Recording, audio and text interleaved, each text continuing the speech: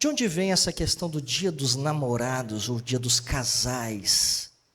Bom, se nós voltarmos um pouquinho na história, de acordo com a história da igreja, principalmente da igreja católica, esta ideia do dia dos namorados surge quando um bispo chamado Valentim desafiou as ordens de um imperador romano. Essa é a teoria da história, né? Não se sabe exatamente a comprovação dessa história. Acontece que, em desafio às ordens do imperador Cláudio II, o imperador romano, ele foi lá, fez casamentos religiosos e, pelo imperador romano, ele é condenado à morte por ter desafiado as ordens desse imperador. E daí, no dia 14 de fevereiro, ele é executado. Valentim é executado. Mais tarde, não se sabe se realmente a igreja criou esta história, ou se ela realmente é verídica, mas a verdade é que, anos mais tarde, este bispo é canonizado, conhecido como São Valentim, o padroeiro dos namorados, o padroeiro dos casais, o salvador dos casais. E aí que se cria no dia 14 de fevereiro o dia dos namorados, na maioria dos países do mundo. Mas no Brasil, por que não é dia 14 de fevereiro o dia dos namorados, e sim dia 12 de junho? Inclusive, quarta-feira agora será o dia dos namorados, né? Justamente porque esta data do dia 14 ia coincidir com o carnaval que é feito no Brasil. Então, por esse motivo, no Brasil, esta data foi colocada posterior, portanto, dia 12 de junho. Mas a ideia era para ser exaltado este dia do padroeiro dos casais, que era São Valentim, que foi canonizado pela Igreja Católica. Até que ponto essa história é verdade ou não, nós não sabemos. A questão é que nós temos que ter muito cuidado com estas datas, né? Que sempre por trás delas tem um porém. Mas, queridos, eu quero analisar com você hoje um primeiro milagre de Cristo. E hoje realmente é um dia muito propício para isso, né? Esses dias serão momentos bem propícios para isso, de nós falarmos e pensarmos em relacionamento. Portanto, eu quero que você abra a sua Bíblia e vamos analisar juntos o primeiro milagre de Jesus. Vamos lá? João, Evangelho de João, capítulo 2. Vamos lá, queridos? Evangelho de João, capítulo 2. Vou ler com vocês o primeiro versículo bíblico, e diz assim: 3 dias depois, houve um casamento em Caná da Galileia, achando-se ali a mãe de Jesus. Bem, queridos, se nós formos analisar este primeiro grande milagre de Cristo, na verdade, existem 2 milagres que Jesus faz, um deles, inclusive, já estudamos aqui juntos, mas um destes milagres desafia a física. E este milagre que eu acho muito impressionante de Cristo, que desafia a física, é o momento em que Cristo anda sobre as águas. E ele não somente faz isso, quando Pedro pede para que ele também, Pedro, ande sobre as águas, inclusive Pedro foi o único homem no mundo a conseguir andar sobre as águas. Nenhum outro homem conseguiu esse feito extraordinário, em desafio à física. Queridos, esse milagre não tem como você driblar, não tem como você falsificar um milagre desse. A verdade, fisicamente, é que é impossível um ser humano ficar em pé sobre a água ou andar sobre ela. É fisicamente impossível. Por exemplo, eu, com 80 quilos, com, como é que eu posso dizer assim? Por exemplo, um navio, né? O navio, ele tem uma base para que ele possa flutuar sobre as águas. Não importa quantas toneladas ele tenha, mas quanto maior a base, ele vai flutuar, independente do seu peso. Isso é física, isso é engenharia, isso é física. Agora, um ser humano com a base que eu tenho pequena, de aproximadamente 20, 30 centímetros quadrados, como que eu sustentaria 80 quilos sobre a água? Eu não tenho uma plataforma suficiente para poder sustentar o meu peso sobre a água. Então, isso fisicamente é impossível. Não há como você falsificar esse tipo de milagre.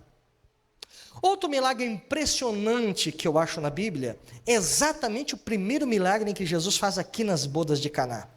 Porque aqui ele não desafia física, mas ele desafia química. E não é fácil você driblar ou falsificar, tentando fazer um milagre como esse através da falsificação. Primeiro, porque nós vamos ver um pouquinho à frente, todos nós já conhecemos muito bem essa história, que Jesus, este vinho, este suco de uva puro, é levado para um homem que conhecia muito bem o que era um vinho e o que não era. Era um mestre-sala, era aquele que, nas festas mais importantes judaicas, ele era convidado para provar realmente o vinho e atestar diante dos convidados de alta classe que este vinho era de altíssima qualidade. Então, Jesus não estaria ali falsificando, né? Se Jesus fosse falsificar este milagre, ele não estaria se falsificando para um Jonilton que já estaria 3, 4, 5 dias bebendo e comendo em uma festa. Não, era um homem de altíssimo padrão de qualidade. Ele sabia identificar o sabor do vinho. E agora Jesus pega a água, sem acrescentar mais nada a este líquido tão precioso que é a água, ele altera não só o sabor, mas visualmente o milagre alterou aquela água. Então veja, queridos, que é algo impossível. Jesus, sem acrescentar nada à água, ele faz um milagre que a química não consegue explicar. O sabor é alterado, e qualquer um de nós, se cobrirem os seus olhos e derem a você um copo d'água e um copo de suco de uva, você vai saber identificar o sabor. Não tem como você falsificar este paladar. Principalmente naquela época. Hoje talvez sim, com o avanço da química, mas naquela época era algo impossível. Então, nós temos aqui 2 grandes milagres de Cristo, praticamente não, impossíveis de ser falsificados. Um que desafia a física e outro que desafia a química. E por isso que eu acho, queridos, que esses são os 2 grandes milagres feitos por Cristo em todo o seu ministério. Eu quero analisar um pouquinho isso com vocês. Vamos lá. O primeiro verso que nós lemos diz que este milagre Jesus faz em Caná da Galileia. Caná da Galileia ficava a mais ou menos 5,5 quilômetros de onde Jesus cresceu, de onde Jesus viveu, que foi em Nazaré. 5,5 quilômetros ficava esta cidadezinha, este vilarejo chamado Caná.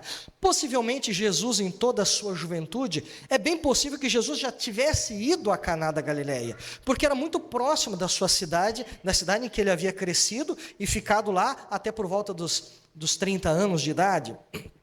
Outro ponto, antes de começar este ministério, outro ponto interessante é que a palavra Caná, do hebraico, significa lugar de canas.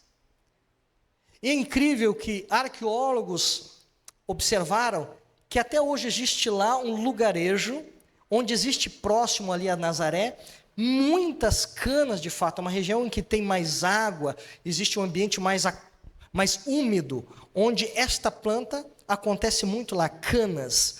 Então se concluiu que realmente ali naquele lugar é onde Jesus efetua este grande milagre, onde ficava a cidadezinha de Caná. Por isso que a palavra Caná significa lugar de canas, porque a cidade ficava ali próximo deste lugar onde tinha muitas canas.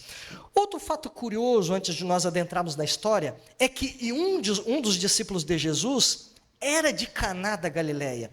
E somente João nos revela isso. Então, se você for olhar rapidamente a sua Bíblia, em São João capítulo 21, verso 2, o evangelista João diz que Natanael era de Caná da Galileia.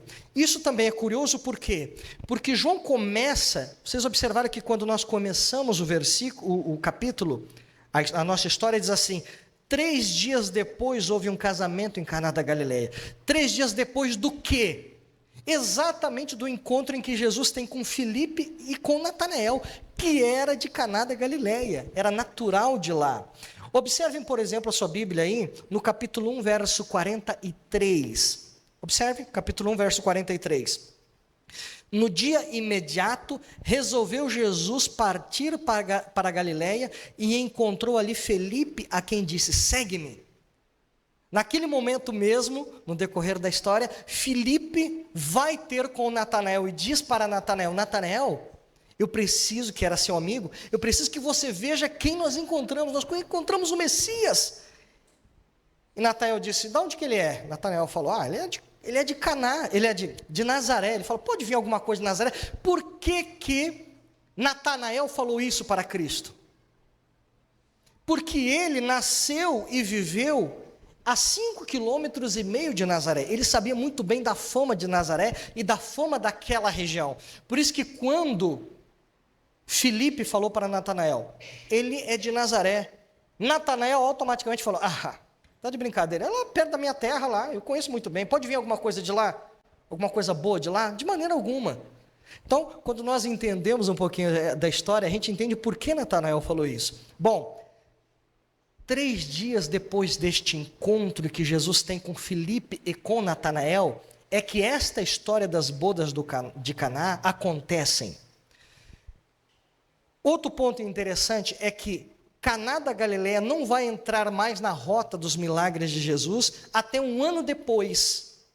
E se você for olhar a sua Bíblia em São João capítulo 4, verso 46, lá Jesus faz novamente em Caná da Galileia, quando Jesus volta para lá, Jesus faz, um ano depois, um milagre impressionante. Este milagre encontra-se em São João capítulo 4, verso 46, que nós não vamos entrar no mérito aqui da questão, que esse é assunto para outro dia. Bom, mas vamos adentrar a nossa história. Jesus vai a Caná da Galileia.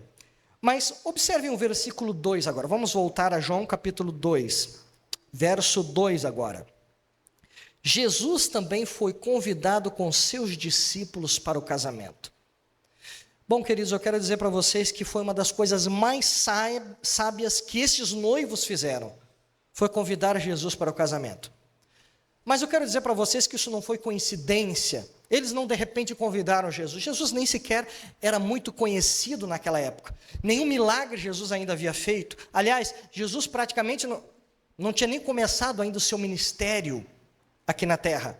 Jesus estava apenas começando, adentrando, tinha ali apenas poucos discípulos. Jesus já havia chamado para ser seu discípulo João, que escreve este evangelho. Possivelmente é por esse motivo que João conhecia muito bem essa história das bodas de Caná, porque é o primeiro milagre que Jesus faz em seu ministério, e João estava presente ali. Não somente João estava presente, André estava presente, André havia chamado já Pedro, que era seu irmão, para ser também discípulo de Jesus, seguidor de Cristo, também estavam presentes nesta ocasião, e estavam presentes também Filipe e Natanael. Então nós temos aqui 5 discípulos de Cristo presentes nessa festa do casamento, e nenhum deles escreveram um evangelho da história dos milagres de Cristo. Somente João escreveu dos que estavam ali presentes. Por esse motivo, queridos, que João descreve muito bem, e ele é o único evangelista que descreve este primeiro milagre de Cristo. Agora, queridos, voltando ao ponto, Jesus não foi convidado para esta festa por coincidência. Jesus, assim como Maria, eles eram parentes dos noivos neste casamento. Então, Caná da Galileia era próximo de Nazaré, e estes noivos eram parentes de Maria e também parentes de Jesus. Portanto, convidaram a Jesus para fazer parte dessa festa. Naquela época, queridos, uma festa de casamento durava muitas vezes dias. As pessoas muitas vezes voltavam para casa, outras ficavam ali porque tinham vindo de longe. Então, era um rombo na bolsa de um judeu. Por isso que quando nascia uma menina em casa, um judeu não ficava muito feliz com isso, mas quando nascia um menino, ele ficava muito feliz e alegre. Mas quando nascia uma menina, não, porque a festa do casamento, normalmente os pais é que faziam da menina. E isso era um rombo gigantesco em suas finanças, porque ficava ali 2, 3, 4 dias, tinha festa que durava às vezes mais uma festa de casamento. Bom, agora imagina você sustentando uma turma grande na festa de casamento durante vários dias, comida, bebida. Isso é uma coisa terrível. Bom, mas vamos ao ponto. Jesus foi convidado para esta festa de casamento. Jesus vai com os seus discípulos. E voltando ao ponto específico, foi uma das coisas mais importantes que esses noivos fizeram, foi ter convidado Jesus para fazer parte dessa festa. E nós já sabemos por quê. Agora, queridos, aqui nós temos uma primeira lição espiritual muito importante. Se você deseja ter amor e paz em seu relacionamento, convidar Jesus para ser hóspede da sua casa, para fazer parte deste relacionamento, para fazer parte da sua casa, do seu lar, é uma das coisas mais importantes que você pode fazer. Não que dificuldades não vão surgir neste relacionamento. É claro que vão. Nós vamos ver isso exatamente aqui na festa, nas bodas de Caná. Mesmo Jesus tendo sido convidado, problemas surgiram nesta festa. Mas quem estava ali para resolver o problema? Cristo. Portanto, em um relacionamento, seja ele de namoro, seja ele no casamento, dentro do seu lar, Jesus, queridos, deve ser o hóspede principal da sua casa. Jesus deve ser o convidado de honra do seu lar e da sua casa. E esses noivos fizeram isso. E por isso que puderam saber presenciar este grande milagre que Jesus fez. Portanto, queridos, esta é a primeira lição espiritual que nós tiramos dessa história. Jesus deve ser o convidado de honra do nosso lar e da nossa casa. No versículo 3, nós vamos ver um outro aspecto interessante dessa história. Observe o versículo 3. Bem, Jesus chegou com seus discípulos, a festa já havia começado, estava ali, em seu segmento, e o versículo 3, tendo acabado o vinho, a mãe de Jesus lhe disse, não tem mais vinho. Dois pontos interessantes acontecem aqui. Primeiro, o vinho era sinônimo de alegria. Portanto, faltar vinho em uma festa, principalmente uma festa de casamento, onde deveria haver muita alegria, era algo terrível. Inclusive, era algo desonroso para com os convidados, se o vinho faltasse em uma festa de casamento. E a gente percebe que em um dado momento, possivelmente no final desta festa, porque o próprio mestre Sala depois fala isso, muitos colocam o vinho, superior no começo, e depois que todos já beberam bastante, colocam o vinho inferior. Então o mestre Sala já dá uma dica, que o vinho falta exatamente no final da festa. Mas, queridos, faltar vinho em uma festa de casamento era algo muito desonroso para com os convidados, era algo feio, porque o vinho era sinônimo de alegria. O segundo aspecto que nós vemos aqui, já falamos, Maria e Jesus eram parentes do noivo. E Maria, por que Maria fica tão preocupada quando falta o vinho na festa de casamento? Por que ela fica tão preocupada? Porque exatamente Maria, por ser parentes dos noivos, ela havia sido convidada para ajudar nos preparativos desta festa. Portanto, quando falta o vinho, Maria percebe que ela precisa fazer alguma coisa. E os noivos estavam lá na festa, os convidados não podiam saber disso. E ela se sentiu responsável por ter faltado vinho na festa de casamento. E eu tenho certeza que você que está aqui, nossas queridas irmãs que muitas vezes cuidam ali da cozinha, ali da associação, quando tem uma grande festa, uma das grandes preocupações qual é? É que falte comida. Imagina, você tem uma festa ali para 200 pessoas precisam se alimentar, e você fez a porção de comida só para 100, 150. Acaba sendo uma vergonha muito grande. Faltar vinho naquela época e comida também era uma desonra muito grande para os convidados. Maria tinha sido convidada para fazer esses preparativos, então agora ela se sente na obrigação de tentar resolver o problema. E, queridos, aqui nós temos uma segunda lição espiritual. As provações servem para testar a nossa fé. E mesmo que você seja um cristão e que Jesus seja seu convidado de honra, não significa que em seu lar e em seu relacionamento não haverá problemas. Mas se Jesus estiver com você, a vitória será certa, porque Jesus é a solução de todos os problemas. Amém, igreja? Portanto, queridos, convidar Jesus para fazer parte do seu relacionamento, do seu casamento, do seu lar, é algo muito importante. Aqui vamos dizer entre aspas, faltou alegria neste casamento. Mas quem estava ali para resolver essa situação? O próprio Cristo. Agora imagina se Jesus não estivesse ali. A solução deste problema nós não teríamos.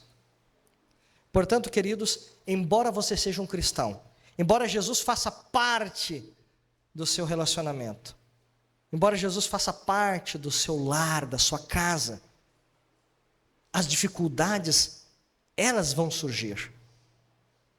Mas se Jesus estiver com você, ali estará a solução. E nós vemos isso aqui nas bodas de Caná. Um outro aspecto interessante nós vamos ver no verso seguinte, verso 4.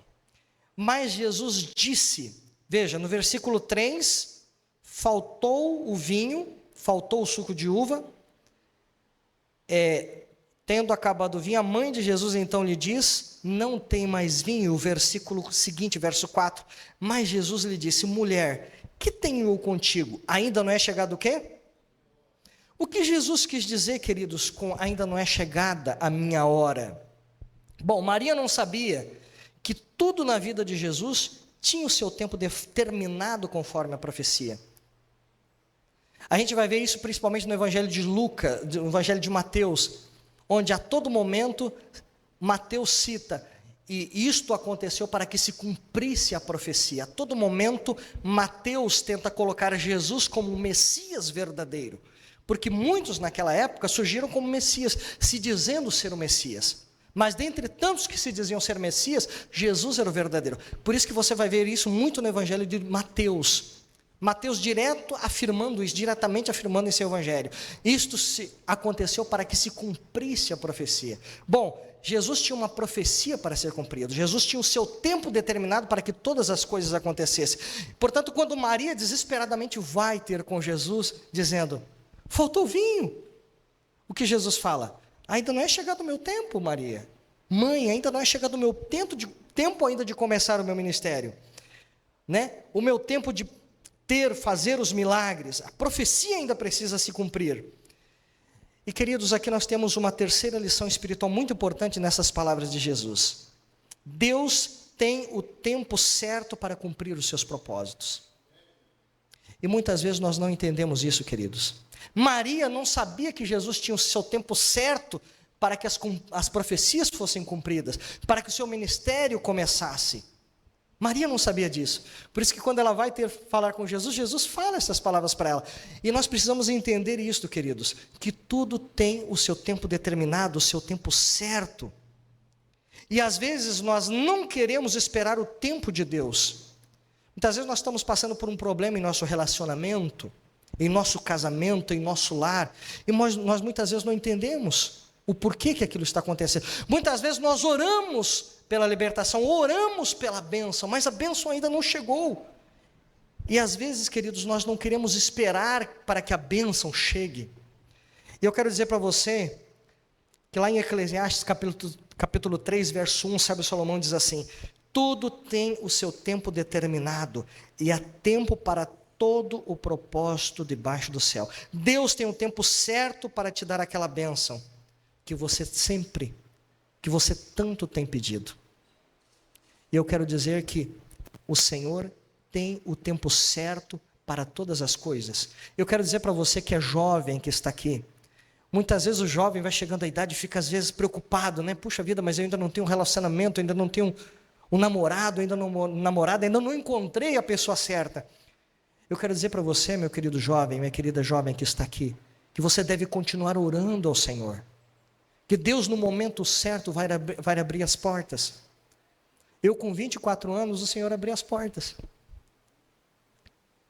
E aqui nós estamos há 17 anos, né, meu bem?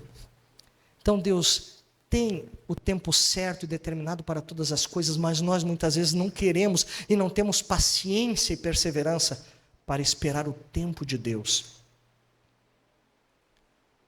Precisamos, queridos, aprender esta lição espiritual muito importante. Lição de paciência. Deus tem o seu tempo certo. Confie em Deus. Amém, igreja? Queridos, temos outras lições espirituais aqui nessas bodas de Caná. São 7 lições espirituais. E nós já falamos de 3. E eu quero abordar com vocês os outros pontos. Versículo 5.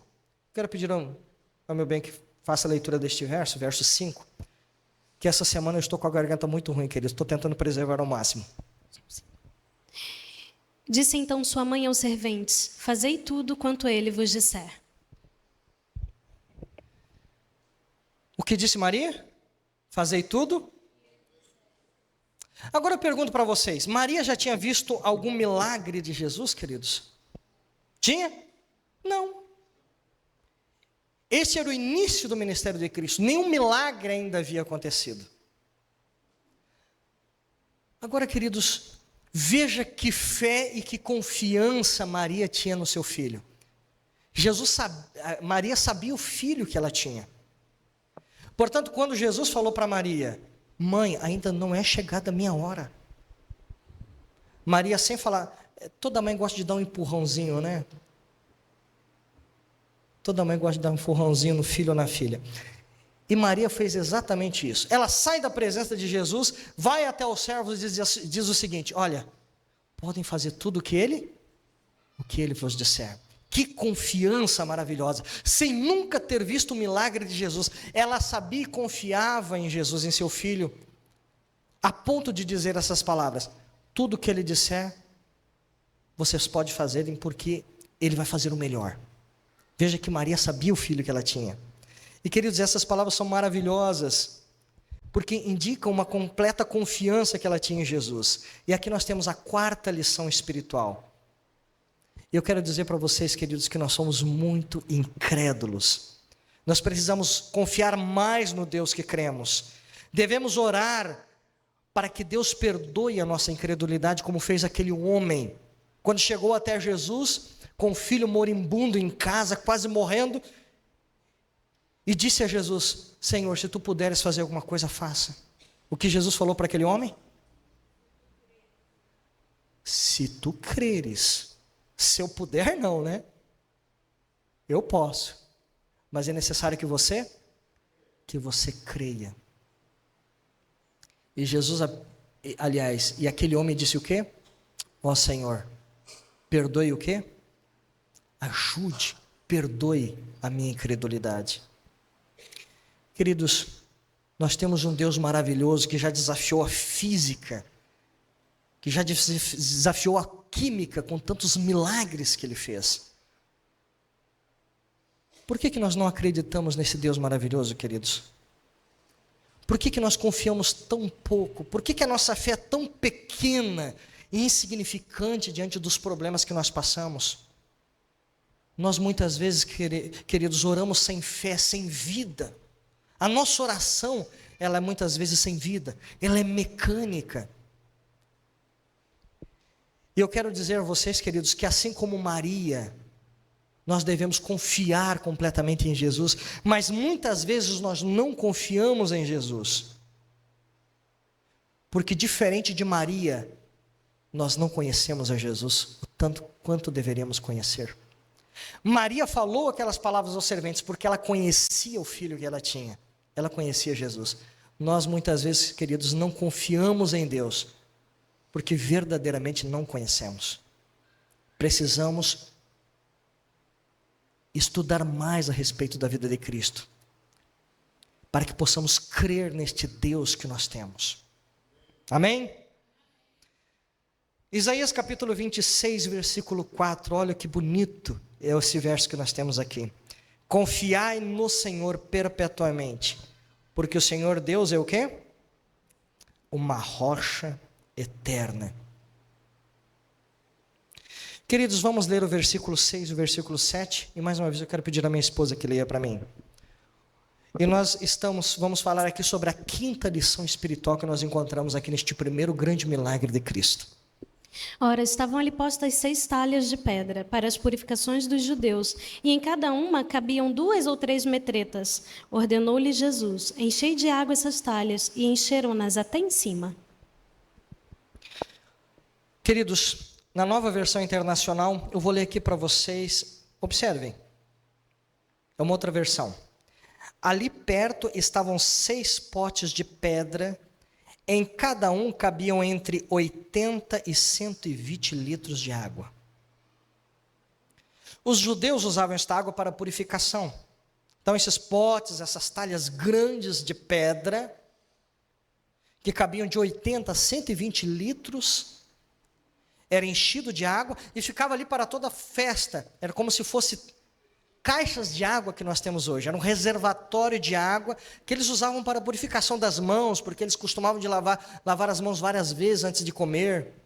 Tinha um banho e tantas outras coisas mais. Então, esta água era reservada para isso. E tinha ali quantos potes de pedra, queridos? Quantos eram? 6. Vamos fazer uma conta básica e bem simples. Se cada um deles coubessem 100 litros de água, a quantos litros nós chegamos? 600 litros. Foi exatamente este tanto de milagre que Jesus fez naquele dia. Então, quantos litros mais ou menos de vinho Jesus fez? 600 litros de vinho Jesus fez. Esse foi o tamanho do milagre. Então, Jesus não serviu apenas um vasilhame de água de 50 litros e transformou isto em vinho. Não, de maneira alguma. Jesus mandou que enchesse essas talhas, 600 litros aproximadamente, e esses 600 litros se transformam em vinho, em um puro suco de uva feito por Jesus. E queridos, aqui nós temos uma lição preciosa, uma lição espiritual, que é o que você pode fazer, Deus não fará por você. E eu pergunto para você, Jesus poderia ter enchido aqueles vasilhames com água? Poderia ou não poderia? Claro que poderia. Mas por que ele pede para que os homens façam isso? Os servos, os empregados façam isso? Porque aquilo que você pode fazer, Jesus não fará por você. É muito importante que eu e você entendamos isso. Muitas vezes nós passamos por um problema dentro do nosso relacionamento e nós queremos que Jesus faça um milagre. Mas queremos que Jesus faça um milagre na outra pessoa. E muitas vezes o milagre precisa acontecer comigo. Eu preciso dar o primeiro passo. Mas muitas vezes, queridos, nós não estamos dispostos a contribuir para que o milagre aconteça. Foi necessário no Rio Jordão, que estava transbordando, para que eles passassem, o povo de Israel passasse para o outro lado, foi necessário que o povo pisasse com o pé na água, a fim de que o Rio Jordão abrisse. Portanto, queridos, muitas vezes é necessário para que o milagre aconteça, que você dê o primeiro passo. Aquilo que você pode fazer, Deus não fará por você. É necessário que o homem coopere com Deus, muitas vezes, para que o milagre possa acontecer. Só que muitas vezes nós não fazemos isso, queridos. Nós queremos que muitas vezes o milagre caia no nosso colo, nas nossas mãos. Eu já vi muitas vezes pessoas dizendo: ah, pastor, mas eu estou desempregado há muitos anos, não consigo um emprego. Mas muitas vezes a pessoa não consegue emprego porque ela não procura. E às vezes ela até pode procurar emprego, mas ela não se habilita para isto. Esse é um dos maiores problemas do Brasil, queridos. Esse é um dos maiores problemas do Brasil. As pessoas até querem um emprego, mas elas não querem estudar para se profissionalizar. E o que mais tem é emprego para serviços gerais. Aí vai ter um monte de gente concorrendo para o mesmo emprego. Tanto é que quando vai subindo o grau de estudo, mais raro vai se tornando das pessoas estarem habilitadas para aquele tipo de emprego. Então, as pessoas até querem um milagre, mas elas não querem contribuir com este milagre, elas não querem cooperar com Deus para que o milagre aconteça. Veja, repito, Jesus poderia ter enchido aquelas talhas, aquelas 6 talhas com água. Jesus poderia ter feito isso. Mas aquilo que aqueles homens poderiam fazer, Jesus não iria fazer por eles. Jesus quer efetuar milagres no teu relacionamento. Milagres na sua casa Deus quer realizar. Aquele pedido que tanto você tem feito, Jesus quer realizar. Mas é necessário que você dê o primeiro passo. É isso que nós aprendemos aqui, queridos, com esta história, nesta quinta lição espiritual. Quinta lição espiritual: cooperação. Para que o milagre aconteça, muitas vezes é necessária a cooperação. Estamos encerrando, estamos apenas 2 lições, restando apenas 2 lições. Eu quero que a minha esposa leia agora o versículo 8 e o versículo 9 de São João capítulo 2. Vamos ler? Então lhes disse: tirai agora e levai ao mestre-sala, e eles o fizeram. Quando o mestre-sala provou a água tornada em vinho, não sabendo de onde era, se bem que o sabiam os serventes que tinham tirado a água, chamou o mestre-sala ao noivo. Muito bem. Queridos, aqui nós temos duas sentenças interessantes. Primeiro, Jesus falou, enchei a água. E segundo, ele disse, tirai agora desta e levai ao mestre-sala. Aqueles serventes tiraram água para levar ao mestre-sala. Eles não tiraram vinho para levar ao mestre-sala. Vocês perceberam isso na leitura do verso? Perceberam? Observem aqui que diz assim, ó. Jesus falou, tirai agora e levai ao mestre-sala. E eles fizeram isso, os empregados. Tendo o mestre-sala provado a água transformada em vinho, não sabendo de onde viera o mestre-sala, porque ele estava lá no salão de festa, junto com os demais convidados. Se bem que o sabiam os serventes que haviam tirado o quê? O que os serventes haviam tirado? Água.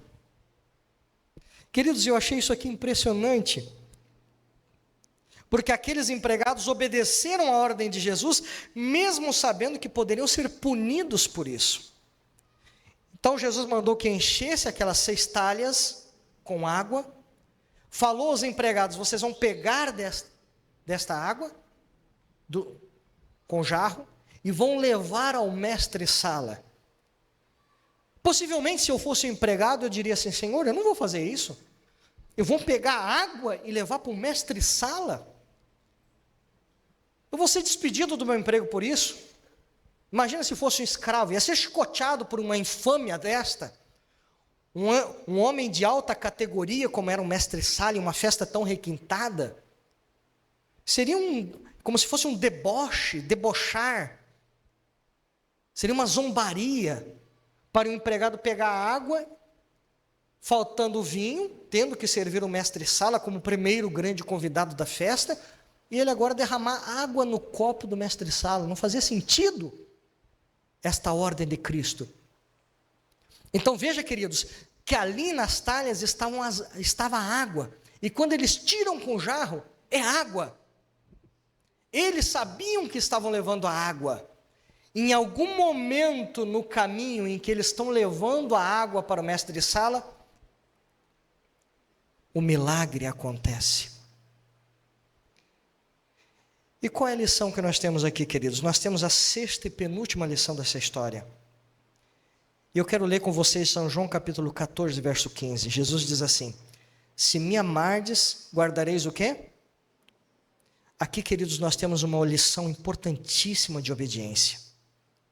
Deus quer que a obediência de seus filhos seja incondicional. Se Jesus disser para você, pega a água e leve ao mestre-sala, você pega da água e leva ao mestre-sala. Amém? Se Deus fala para você, é o sábado que eu quero, filho. Mas, pastor, eu posso dar para o Senhor a segunda-feira, a terça, a quarta-feira? Mas Deus pediu o quê? Deus pediu o sábado. Deus pediu para você o sábado, é o 7º dia, é o sábado do Senhor. E se Deus pediu isso, é isto. Ele pede dos seus filhos uma obediência incondicional. O que Jesus estava pedindo para aqueles homens era uma obediência incondicional. Eles iam pegar da água, olha a fé que esses homens tiveram que ter em obedecer esta ordem de Jesus. E eu quero dizer para vocês, queridos, que muitas vezes nós não entendemos as ordens de Cristo.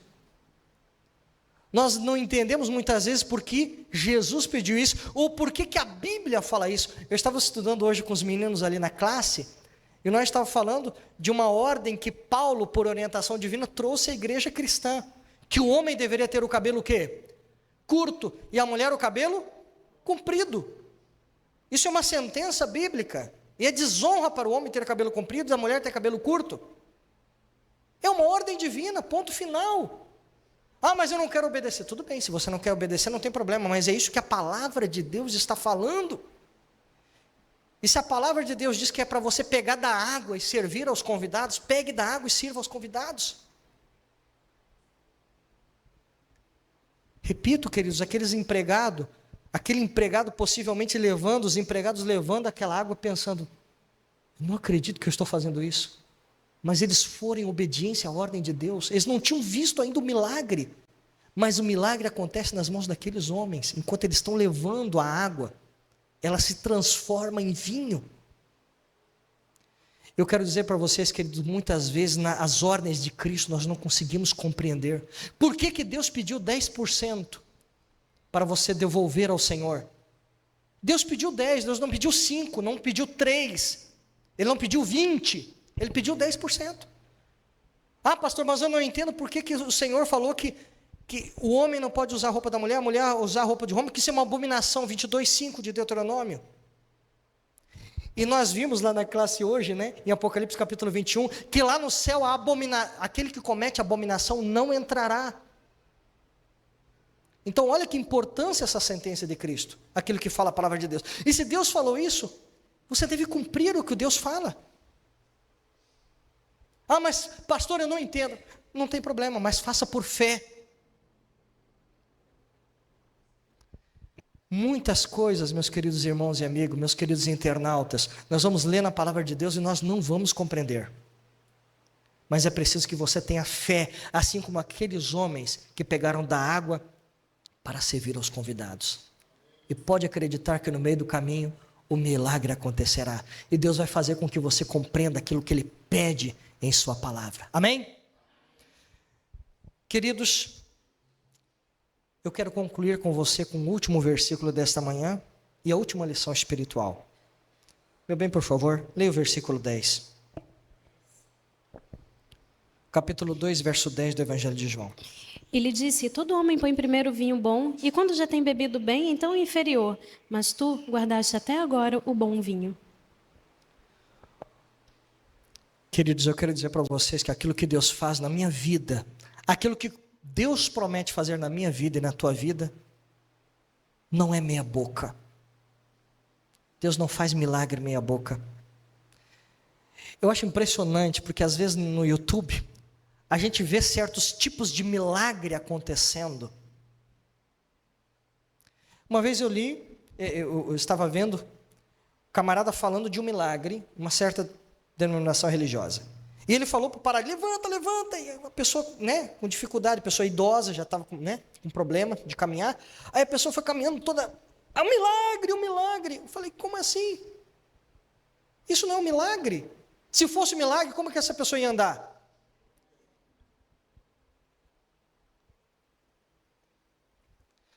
Veja, queridos, que Deus, ao transformar aquela água em vinho, em um puro suco de uva, veja, não era um vinho fermentado, era um puro suco de uva. Quando o mestre Sala bebeu aquele suco de uva puro, o mais refinado e puro suco que ele já havia tomado, ele falou, peraí, chamou os noivos, disse, olha, normalmente no início da festa se serve então, né, um vinho superior, um suco, né, um vinho importantíssimo, de alta qualidade no paladar. E lá depois que a festa, né, todo mundo já está cansado, já bebeu bastante, já comeram bastante, o paladar já está até meio alterado de tanto tempero que ele comeu na comida, etc.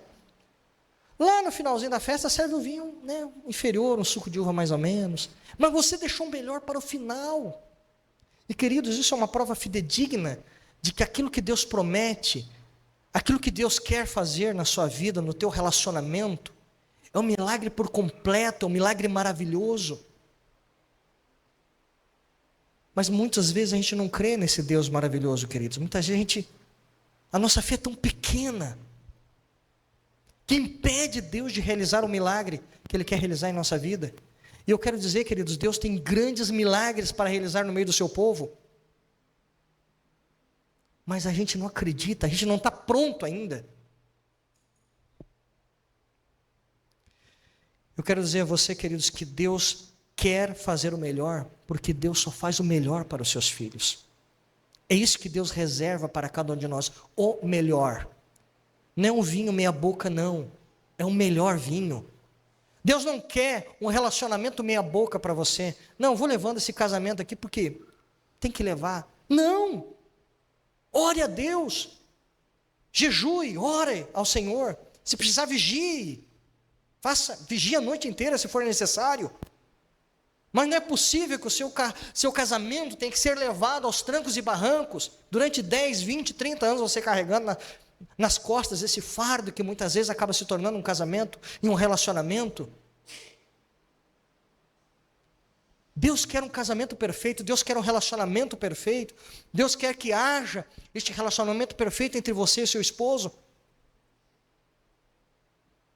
Mas muitas vezes, queridos, nós nos conformamos em ter um relacionamento assim, uma coisa meia boca. Deus não quer isso para você. Deus quer o melhor para os seus filhos. E nós não podemos nos conformar com isto. Queridos, Deus sempre faz o melhor para todos nós. Esta é a sua promessa. Que o Senhor nos dê a sua graça, nos abençoe. Que possamos hoje, se o nosso casamento, se o nosso relacionamento não anda bem, se você está sentindo que o seu relacionamento é um fardo, é necessário que hoje você se entregue completamente em Deus. Entregue o seu relacionamento a Deus. Deus quer fazer um milagre tremendo na sua vida, no seu lar, na sua casa. Ele quer ser um hóspede de honra. Mas muitas vezes, querido, nós temos medo de convidar Jesus para ser o hóspede principal em nossa casa. Porque muitas mudanças terão que ser feitas. E nós não estamos dispostos a fazer essas mudanças. Repito novamente. Muitas vezes, queridos, o milagre precisa acontecer primeiro comigo. E depois com o nosso cônjuge. Que o Senhor nos abençoe e nos ajude para isso. Amém, igreja?